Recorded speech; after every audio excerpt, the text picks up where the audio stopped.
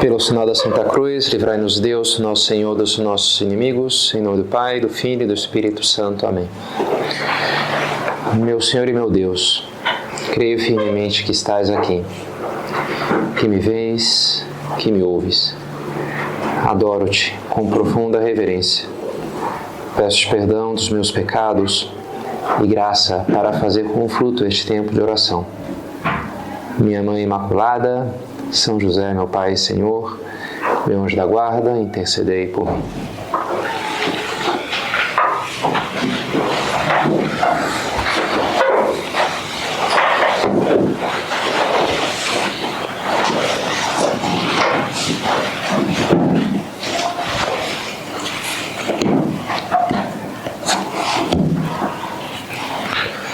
Jesus levou consigo Pedro, Tiago e João, seu irmão, e os fez subir a um lugar retirado numa alta montanha e transfigurou-se diante deles.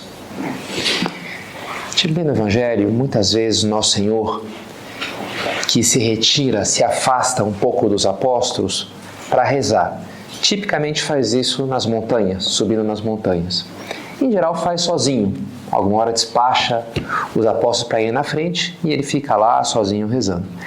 Dessa vez ele fez um pouco diferente. Ele pegou 3 daqueles apóstolos e convidou para que fossem com ele, Pedro, Tiago e João. Isso pode ter gerado uma certa expectativa, a gente pode imaginar, da parte deles. Interessante, né? Agora, convidados aqui, ver o que acontece lá, né? Lá na montanha, como é que vai ser esse negócio. E dá para dizer que não foi defraudada a expectativa deles, porque de fato aconteceu com uma coisa grandiosa, né? A visão que eles têm da transfiguração do Senhor. Talvez Jesus se afaste um pouquinho deles, começa a se dirigir ao Pai, a rezar. Talvez eles vejam como as suas feições vão se transformando aos poucos e talvez acham a princípio, será que é ilusão? Ou de fato ele está brilhando mais? E daqui a pouco fica patente, né? Que de fato, né, o seu rosto está brilhando e já não é mais o seu rosto, mas é todas as suas roupas, inclusive. Desce uma nuvem luminosa que os envolve. Aparece Moisés e Elias falando com o nosso Senhor. E se escuta a voz do Pai. Este é meu filho amado, escutai-o. Então eles têm aquele momento muito intenso, místico propriamente, de oração. Se até ali eles tinham visto Jesus curando doentes, Jesus acalmando a tempestade, caminhando sobre as águas, fazendo muitos milagres, ali eles tocam, eles quase que diretamente percebem que Jesus é o véu da humanidade, de alguma maneira fica de lado, se levanta e eles veem a divindade de Cristo. Então eles veem ali Nosso Senhor na sua alma que Ele é, né? E não é difícil de entender como isso terá marcado profundamente aqueles apóstolos. A gente pode imaginar São João, já velhinho, perto do ano 100, escrevendo o seu evangelho, o último dos 4 evangelhos, começando com essas palavras: o Verbo se fez carne e habitou entre nós. Né? O Verbo, Deus, né? O Verbo de Deus se fez carne e habitou entre nós. Como aquilo lhe marcou profundamente o coração. Nosso Senhor talvez não nos queira dar uma experiência assim mística tão elevada, enfim, para alguns santos deu visões assim muito impressionantes, né? Mas me parece que de forma análoga sim nos quer dar a todos experiências de oração, em geral, em alguns momentos da nossa vida, especialmente profundas, a gente poderia pensar, especialmente marcantes, que nos guiem, que nos deem força pelo caminho. Dote-nos orare, os apóstolos lhe pediam: Senhor, Mestre, ensina-nos a rezar, ensina-nos. Ele ensinava a verdade, ele mostrava. Como é que Jesus era visto pelos seus contemporâneos? Como um rabi. O que é um rabi? É um professor, um mestre, um entendido que trata de explicar aos outros. E os rabis, vários deles, seguiam esse modelo da vida de Nosso Senhor, peripatético, a gente poderia dizer, né? De um mestre andarilho, que vai, né, perambulando para lá e para cá, que passa por uma cidade, passa por outra, quem se interessava, quem sintonizava, então começava a ir atrás também, para estar mais atento, para aprender mais. É verdade que Jesus talvez fosse um pouco mais jovem do que a maioria daqueles mestres, mas a sua sabedoria compensava, né, já como adolescente. ele deixa lá os doutores do templo impressionados. E ele diz, ele se apresenta inclusive como a verdade, eu sou o caminho, a verdade e a vida, diz assim, e trata de incitar naqueles apóstolos e nos seus discípulos em geral essa sede da verdade, de uma verdade mais profunda, das verdades mais importantes. Conhecereis a verdade e a verdade vos libertará. E a gente vê esse seu magistério se intensificando, talvez até depois da ressurreição, abrir-os a inteligência para que entendessem as Escrituras, e vai prometer também já em Pentecostes a vinda do Espírito, o Spiritum Veritatis, o Espírito da verdade, que vos revelará toda a verdade. O Senhor quer nos comunicar a verdade, essas verdades mais profundas acerca da nossa vida. A gente está numa série de meditações sobre os dons do Espírito Santo, 7 dons do Espírito Santo. Entramos nos últimos 4 que são relativos à nossa inteligência, à nossa razão. Os últimos 2 que a gente falou são os 2 que aperfeiçoam a razão prática, o dom do conselho e o dom da ciência. E agora nos falta comentar os últimos 2 dons que aperfeiçoam a razão teórica. E o primeiro deles é o que vamos falar hoje, que é o dom do entendimento, também chamado da inteligência. Então, é um dom do Espírito Santo que aperfeiçoa a razão teórica no relativo à apreensão da verdade. Captar uma verdade de tipo sobrenatural mais teórica do que prática. O dom do conselho é captar a razão mais prática. O que eu tenho que fazer agora, né? Um caminho concreto para tomar na minha vida ou outra pessoa que deve tomar aquele caminho. O dom do entendimento se refere às verdades mais teóricas. A realidade sobrenatural, a realidade de Deus, a realidade da vida espiritual como um todo. Esse livro, A Ação do Espírito Santo nas Almas, descreve assim, quando esse dom atua. Conhecemos esse mistério já há um bom tempo, essas palavras já escutamos e até as meditamos, quem sabe, muitas vezes. Mas num dado momento, elas sacodem o nosso espírito de uma maneira nova. Parece como se nunca até então as tínhamos compreendido de verdade. Interessante, daquela escuta, bem, já escutei, mas daqui a pouco aquilo é novo, daqui é diferente, tem uma força especial. Tem essa coisa, esse é o momento do entendimento, do dom do entendimento, que a gente enxerga. Interessante, na direção espiritual a gente recolhe às vezes, né? Pessoas que têm essas luzes assim, na oração. Tinha um rapaz que falava comigo, tinha muitas luzes dessas. Eu achei interessante, uma que me lembro, ele: Padre, a minha alma, eu enxerguei, é como se fosse um quarto meio escuro, meio sujinho, empoeirado, com as coisas meio desordenadas, né, meio fora do lugar, meio quebrado. Mas tem uma luzinha ali na parede, uma luzinha vermelha, cálida, que ela ilumina aquele ambiente meio assim, né? E torna tudo aquilo um lugar confortável. E essa luz é a graça, é Deus, é o Espírito Santo. Agora, é muito fácil, sabe, eu pegar e tampar com o meu dedão, pego e tampo aquela luzinha e fica tudo outra vez frio, escuro, sujo, né? Que sai todo aquele calor, aquela coisa entranhável da presença de Deus. É muito fácil, né? Eu cometo um pecado grave e acabou, apagou a luz ali, já volta a ser eu mesmo aqui, né? Com as minhas misérias, né? Interessante, né? Muitas vezes são imagens, assim, não é uma coisa tão um raciocínio estruturado, mas uma visão que você enxerga ali aquilo de uma maneira nova e mais poderosa, né? Isso que nos dá esse dom. E é bonito pensar isso, assim, a fé é todo um ambiente, todo um universo por desvendar, são mistérios muito profundos. Às vezes as pessoas podem olhar para a fé cristã hoje como algo, bem, aquela velha história de sempre, como algo já conhecido, já sabido, meio bobo, meio simples. Talvez porque, não sei, tiveram algumas aulas de catequese quando era uma criancinha ali e depois não investiu mais naquilo, não estudou mais, então, sim, aquela coisinha ali meio boba, quem sabe, né? Mas acha que a fé se resume àquilo, então algo meio desinteressante, e nada mais distante da verdade. Às vezes as pessoas acham que a fé é um fator limitador da razão, da inteligência, do conhecimento.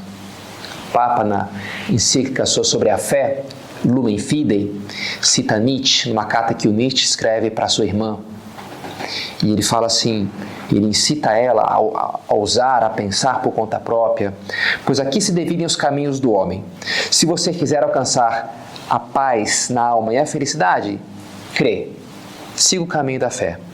Agora, se você quiser ser discípulo da verdade, questiona, indaga, vem comigo, né? Vamos questionar. Você quer uma vida tranquila? Tudo bem, segue aí a fé, tal, aceita esses dogmas, aceita o que vão te falar. Agora, se você quer buscar a verdade mesmo, você está disposta à aventura de buscar? Então vem comigo, vamos indagar isso, vamos descobrir o que as coisas são. A fé, ele apresenta como um caminho fácil, seguro, mas mentiroso, vazio, né? Uma coisinha ali para dar conforto para alguém, mas... E interessante, comenta o Papa, como parece que o caminho da liberdade, da razão livre, que vai desvendar os mistérios e construir um mundo mais verdadeiro, não foi muito longe, né? O próprio Nietzsche termina meio louco, inclusive, né? Esse pessoal termina bem em geral, né? Comenta o Papa, pouco a pouco foi-se vendo que a luz da razão autônoma não consegue iluminar suficientemente o futuro. Este, no fim das contas, permanece na sua obscuridade e deixa o homem no temor do desconhecido. A gente não chega muito longe, não, sozinhos, né? Essa é a verdade. E assim o homem renunciou à busca de uma luz grande, de uma grande verdade, para se contentar com pequenas luzes que iluminam por breves instantes, mas são incapazes de desvendar a estrada, de nos abrir diante dos grandes mistérios da realidade. Isso que nos faz é a fé. Não nos fecha, mas nos abre. Não é renunciar à grandeza da busca da verdade, pelo contrário, é potencializá-la. A fé não é uma imagem bonitinha, um caleidoscópio que você põe ali e gera umas coisas coloridas, né? Faz tempo que não vejo um caleidoscópio, né? Que a gente fazia assim, né? Não sei se vende, mas fica queimado com a luz e fica umas cores. Tudo bem, uma coisa fantasiosa, bonita, uma imagem, né, artificial. A fé é um telescópio, uma luneta, que eu consigo enxergar o que está mais longe, que sozinho eu não seria capaz de enxergar.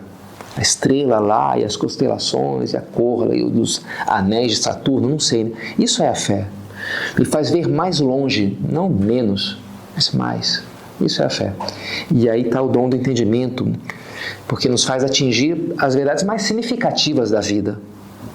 Para já, sei lá, o porquê da existência humana. Vamos começar por aí, né? Se essa vida termina na morte ou não, né? Coisas assim, que são fundamentais para que a vida tenha um mínimo de sentido. Né? Não necessariamente essas verdades que a fé nos comunica são assim tão confortáveis como falava Nietzsche, né? Pelo contrário, o caminho cristão não é um caminho muito confortável, não, né? E acho que todos nós temos a experiência disso. É um caminho bastante exigente e torna a vida bastante radical, bastante significativa o que a gente faz, tudo que a gente faz, né? Torna, então, quase que algo tremendo a visão cristã da vida. É assim, não é algo confortável, um brinquedinho de criança, não. É um negócio muito, muito sério, né? Dramático, inclusive. Mas aí está a força da coisa, a força da vida, de tocar essas verdades que dão sentido, que mostram um caminho que é importante. Me lembro, no meu primeiro retiro, teve uma verdade que me marcou mais, acho que na primeira ou segunda meditação, foi sobre a centralidade da vontade de Deus. Fui pensar assim, qual o critério para a vida? Qual o critério para as minhas decisões, para o caminho para tomar? O que é o melhor para fazer em cada momento da minha vida? Olha, quem melhor sabe disso é aquele que me fez, aquele que é o meu objetivo, aquele que é a minha origem e o meu fim, Deus. Por isso a vontade de Deus é o melhor critério. O que é melhor eu fazer nesse momento, nesse dia? Vai ser melhor se eu maximizar o dinheiro que eu vou ganhar, maximizar o prazer que eu vou sentir, maximizar a minha fama, o meu número de seguidores, é isso que é o bom? Não necessariamente. Pode até ser, né? Se for a vontade de Deus, esse é o critério. Então, enfim, a meditação não é sobre isso, mas aquilo me ajudou a reorganizar a minha vida a partir dessa verdade. E acho que posso dizer que todo retiro que eu faço tem alguma luz dessa, né? Não dizer toda oração. Oxalá, gostaria que fosse assim, né? Mas olha, muitas orações, vem um eureka ali, sabe? Vem um negócio ali. E aquilo me ajuda, né? Ou um recolhimento, ou uma leitura, pode ser, né? Porque são verdades poderosas que transformam a nossa vida, que nos mostram, nos fazem dar viradas. Acho que várias de vocês podem talvez rastrear momentos importantes de crescimento espiritual. Há verdades que perceberam, que descobriram. Lembro um médico que falava comigo, que já tinha, cara católico já há muitos anos, já tinha formação até na obra já há um bom tempo, mas era aquela coisa meio banho-maria, assim. E ele leu o Arte de Aproveitar as Próprias Faltas e um outro livro que eu não lembro agora qual que era. Mas esses dois, não lembro. Esses dois mudaram a vida dele, né? Ele se converteu completamente, assim, né? Já era católico, mas eu me lembro dele falando assim: padre, eu me dei conta que todas as pessoas à minha volta, elas estão até aqui ocupadas com nada, com um monte de coisa vazia, né? Com a própria aparência, com o próprio dinheiro. Cara, isso aí tudo vai embora. Você está te desculpando disso. Então ele enxergou. Claro, teoricamente todos nós sabemos disso, né? Que o que importa é a vida eterna. Mas é diferente quando a gente percebe aquilo com uma nova força, com uma nova luz. Isso é o dom do entendimento. Você enxerga aquilo de uma maneira transformadora, que te dá uma força violenta para redirecionar a tua vida ou para aumentar o ritmo com que você faz as coisas, né? Isso é o dom do entendimento, que é a força da verdade na nossa vida, essa verdade transformadora. Talvez você poderia me dizer, bem, o que importa mais, o mais importante do que a verdade é a caridade. E não sei se essa coisa da verdade teórica, tem gente que tem uma cabeça mais teórica, eu talvez tenha uma cabeça um pouco mais prática. Pode ser. Tem gente que tem uma vocação mais intelectual, pode ser. Eu, em concreto, adoro teorias e coisas, né? Faço teorias sobre qualquer coisa. Para o café da manhã eu tenho umas 20 teorias do qual a ordem de que vale a pena comer primeiro. Mania, né? Você vai ficando velho, é um negócio perigoso, né? O cara vai ficando cheio de mania. Mas eu adoro teorias, das mais malucas que sejam. Então eu acho que o dom que eu mais gosto talvez não seja o que eu mais precise, né? Mas eu adoro o dom do entendimento, poxa, é o que eu mais, assim, gostaria de ter em profusão, porque eu adoro essas coisas, né? Enfim, talvez você diga, sei lá, não me sinto inclinado a essas especulações aí, essas coisas mais teóricas, sei lá, sou mais da vida prática, né? Olha, pode ser. Mas todos nós precisamos nos alimentar da verdade. E a própria caridade, se a gente for pensar, né? São Paulo que fala, agora existem a fé e a esperança e a caridade, mas no final vai ficar só a caridade. A gente nem vai precisar mais da fé, porque a gente vai já contemplar Deus. Mas a caridade que vai ficar, o nosso amor a Deus, vai se alimentar dessa visão, da visão contemplativa. Portanto, de alguma maneira, passa assim pelo meu entendimento, passa pela minha percepção da realidade, nesse caso do próprio Deus, né? Isso é o céu, a visão beatífica, a visão de Deus. Então passa por aí também. E o dom do entendimento não é estranho a essa visão. Claro, é parte da fé, por enquanto vemos um espelho, mas é como que Deus já se revela uma parte sua, uma parte da realidade espiritual, de uma forma sobrenatural, teologal. Isso é o dom do entendimento, né? E por isso é algo tão poderoso na nossa vida e pode ser na vida das pessoas à nossa volta também. Nós estamos chamados a essa missão também. Para isso serve o dom do entendimento, para nós e para os demais. Santo Tomás de Aquino, o maior teólogo de todos os tempos, tinha esse lema: contemplare et alistradere contemplata. Contemplar e a outros transmitir as coisas contempladas. Essa era a meta de vida dele. Muito bonita, né? Contemplar as verdades de Deus e comunicar isso aos outros. E ele fez isso de forma magistral, né? As duas coisas, a gente pode dizer, né? Até chegava às vezes a encostar a cabeça no sacrário para pedir luzes. Não recomendo vocês fazerem para um concurso, né? Me ajuda aqui, né? Enfim, não sei se ele vai ajudar por isso, né? Mas enfim, era uma devoção que ele tinha, enfim, era sacerdote também, tinha um pouco mais de licença, digamos, com as coisas, né? Relativas ao culto eucarístico.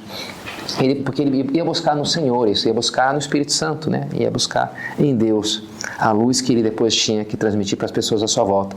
São José Maria fazia isso, ele tinha na sua mesa um isolante acho que de poste de eletricidade, tinham jogado fora algum poste trocado, e aí pegaram lá um anel, alguma coisa que servia para isolar a corrente elétrica, o cabo de alta tensão, e aí aquilo, o que é isso? Interessante. Aí ele pegou aquilo, colocava na mesa dele, usava como papel, para peso de papel, essas coisas, e como um truque de presença de Deus, em indústria humana, se diz em espanhol, né? Para ele olhar para aquilo e lembrar, olha, eu não posso ser isso, eu não posso ser isolante, eu não posso ser alguém que recebe as luzes, as graças de Deus que Ele me dá e não comunicar isso para os meus filhos, para minhas filhas. Eu tenho que comunicar, não posso isolar, eu tenho que ser canal, não estanque, não poça, mas fluxo, cano, né, que transmite. E nós temos que ser isso também. Jesus já diz, vós sois a luz do mundo. Ninguém acende uma lâmpada e a coloca debaixo de uma vasilha, mas sim no candeeiro, onde brilha para todos que estão na casa. Assim brilhe também a vossa luz diante dos homens. Como que dizendo, não estou ensinando essas coisas para você, só para você ficar, poxa, legal, né? Vou me salvar, agora já sei qual que é a manha aqui, qual que é o truque, a malandragem, para ir para o céu. Beleza, também, né? Estamos nessa. Mas para comunicar para os outros. Para comunicar, para falar, né? Não se acende só para ficar debaixo, escondido na gaveta, não. Para que brilhe a vossa luz diante dos homens. Arrasta as pessoas, levar essa luz, essa tocha, São José Maria falava, né? Capaz de iluminar os caminhos, iluminar os corações. E ele, no livro Caminho, cita aquelas palavras de Nosso Senhor, aquele convite: Venite pos me et facem vos fieri pescatores hominum. Vinde atrás de mim e eu farei de vós pescadores de homens. E comenta São José Maria: não sem mistério emprega o Senhor essas palavras: os homens, como os peixes, têm de ser apanhados pela cabeça. Que profundidade não encerra o apostolado da inteligência. Apanhar as pessoas pela cabeça. A gente fala, eu apanhei esse cara pelo estômago, né? Eu arranjei marido, fiz ali um negócio, né? Uma comida. Beleza, né? Todos os recursos estão aí, né? Mas apanhar pela cabeça, diz ele aqui, né? Apanhar pela cabeça inteira e pelas ideias. Claro, também pelo coração, não há dúvida, né? Pelo meu carinho, pela minha paixão, pelo meu exemplo. Mas pela cabeça. Pelas ideias, por saber defender. São Pedro diz, está sempre disposto a dar a razão da vossa esperança a todo aquele que a pedir. Tem que dar as razões, tem que conhecer, para comunicar isso para as pessoas à minha volta. Com didática, com paixão, sim. Jesus ensina com as parábolas. O que essa pessoa entende? Ela entende de vinha, então eu vou falar desse negócio aqui, né? Vou falar da ovelha perdida, vou falar desce ali, vai para que comunica. E também com paixão, fala com força, não há dúvida, né? Também nós temos que usar esses recursos. Na retórica, Aristóteles fala do pathos, o logos e o ethos. Pathos é o sentimento, a paixão, a emoção. A gente pega os influencers aí, sempre estão apaixonados, xingando todo mundo, né? Porque a gente comunica mais com alguém, né, tem uma pessoa muito fria, assim, que não comunica muito, né? Tem que pôr uma certa paixão, enfim, né? Precisa fazer teatro agora também, rasgar as vestes, essas coisas assim. Talvez não seja o caso, mas não é ruim falar as coisas com muito entusiasmo. Isso é o pathos. O ethos é o exemplo da minha vida, que a pessoa veja que não é da boca para fora, não, realmente eu vejo que a pessoa faz, acredita naquilo mesmo, vive aquilo, né? Mas que não falte o logos, as razões da esperança, a explicação, a lógica, a coerência das próprias ideias, né? Isso muito mais do que a violência. Numa entrevista, São José Maria lhe falava: defendi sempre a liberdade das consciências, não compreendo a violência. E vale, né, nessa época de eleições especialmente, mas de polarização em geral, né, as redes sociais. Não compreendo a violência, não me parece apta nem para convencer nem para vencer. O erro se vence com oração, com a graça de Deus, com o estudo, nunca com a força, sempre com a caridade. Interessante, né? Não parece apto nem para vencer nem para convencer. Às vezes vence, mas não convence. Venci o debate, a pessoa não teve mais o que me responder, mas ela ficou tão brava comigo, porque eu fui tão arrogante, não sei, né? Que ela nunca que vai dar o braço a torcer.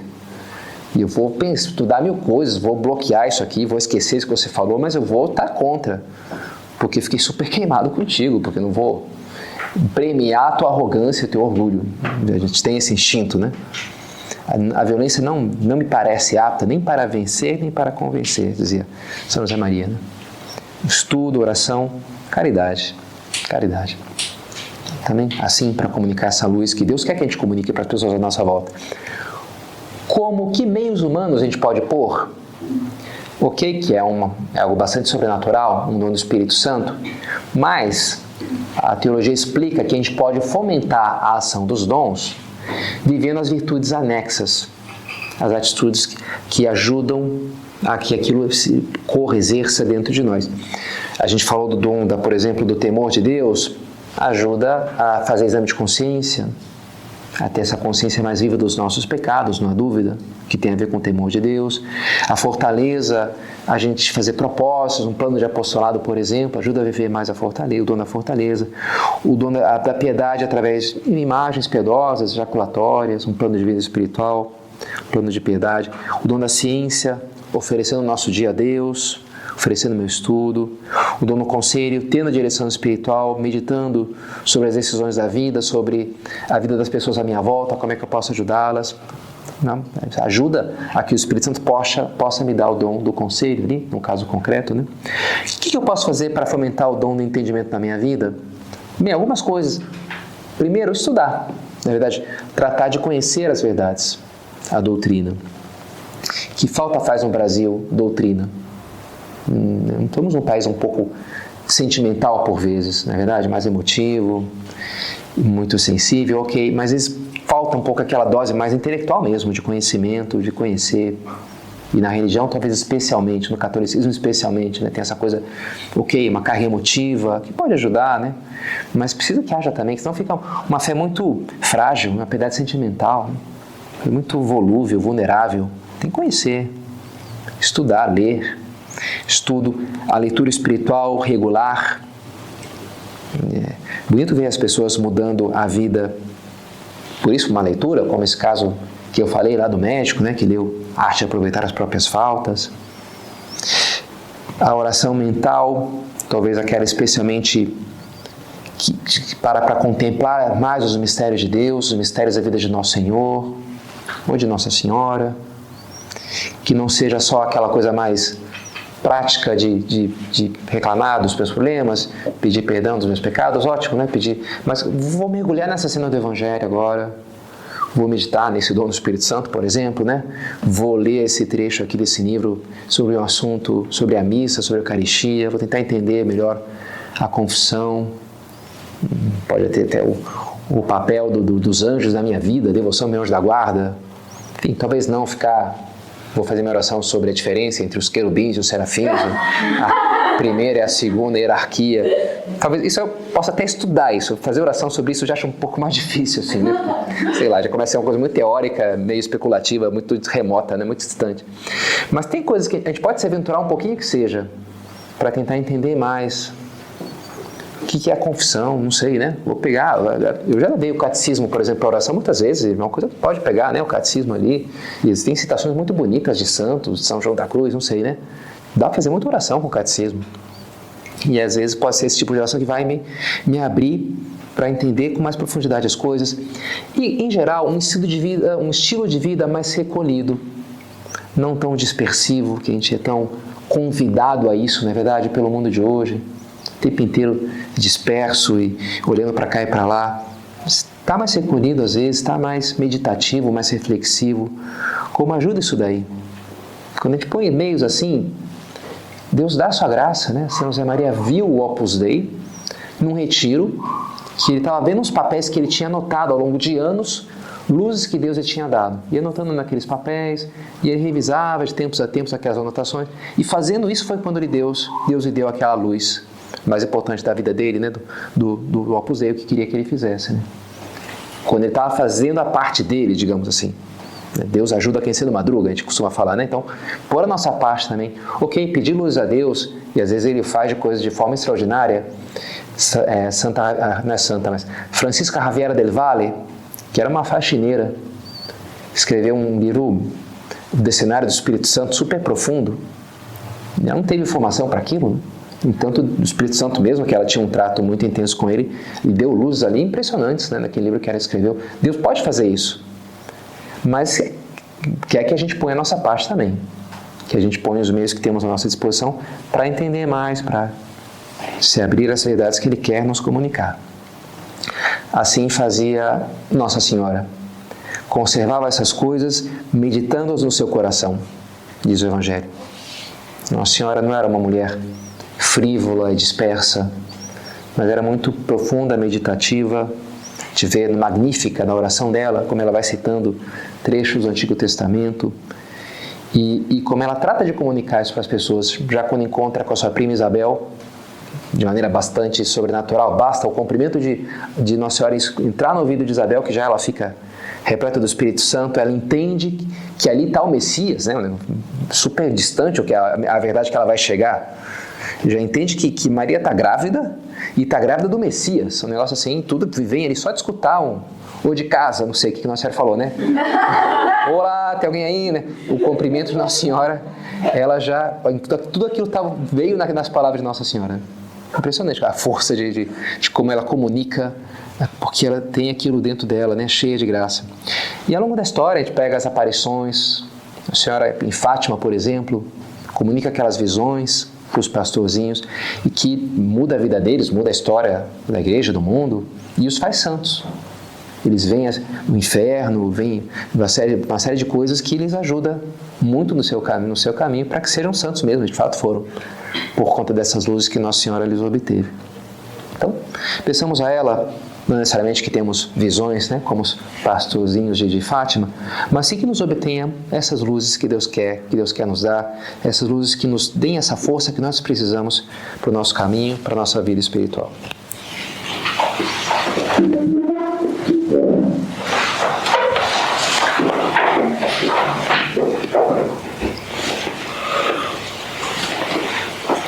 Dou-te graças, meu Deus, pelos bons propósitos, afetos e inspirações que me comunicaste nessa meditação.